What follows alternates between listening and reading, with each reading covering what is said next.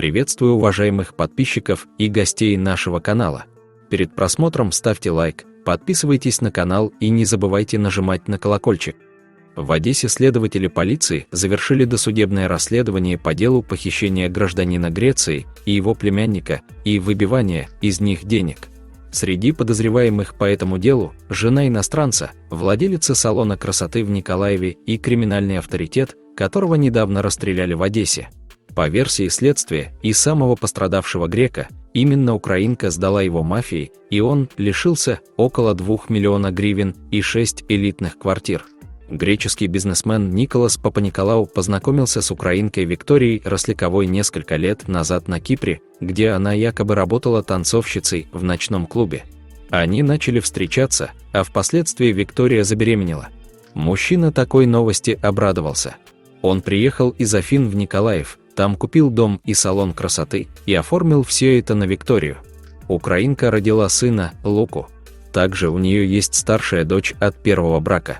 По словам Папаниколау, ежемесячно он давал Виктории на жизнь по 5000 евро. Сам Николас жил на 2 страны. Впоследствии в их отношениях что-то пошло не так. В соцсети женщины нет ни одного фото гражданского мужа. По информации следствия, пара прожила вместе до конца 2020 года, а в начале 2021 года Виктория и Николас окончательно рассорились. Следует предположить, что украинка поняла, что рассчитывать на финансовую поддержку мужа больше не сможет, поэтому пошла в Арбанк. По версии прокуратуры, в январе 2021 года Виктория познакомилась с криминальным авторитетом.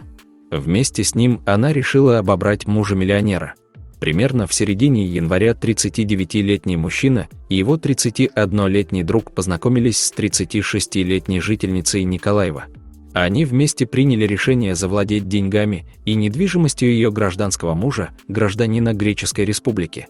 Женщина предоставила информацию по поводу значительного состояния грека и о наличии у него квартир в Одессе.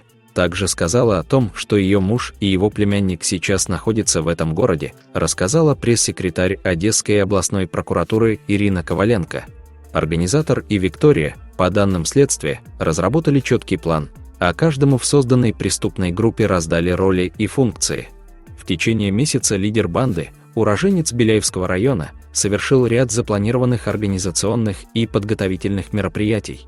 Приобрел необходимое оружие, выбрал среди хорошо знакомых ему лиц участников преступной группы, которые обладают необходимыми способностями и навыками, добавила Коваленко.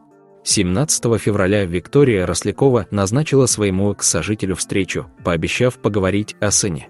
55-летний Николас Папаниколау и его 27-летний племянник Апостол Апостолос как раз находились в Одессе. В квартире мужчин ждали 5 незнакомцев в масках, балаклавах. Они скрутили греков, надели на них наручники и отвезли в Николаев в тот дом, который Виктория приобрела за средства Николаса. Там иностранцев путем пыток убеждали отдать все средства и переписать недвижимость.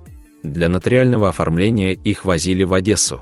Таким образом, Николас и его племянник перевели похитителям со своих счетов 600 000 евро и переоформили на Викторию Рослякову 6 элитных квартир в Одессе. В Одесской прокуратуре утверждают, что Виктория Рослякова была соорганизатором преступления и выполняла отведенную ей роль. Будучи единственным членом банды, который свободно владеет английским языком, женщина переводила гражданскому мужу и его племяннику требования членов банды и запугивала жертв.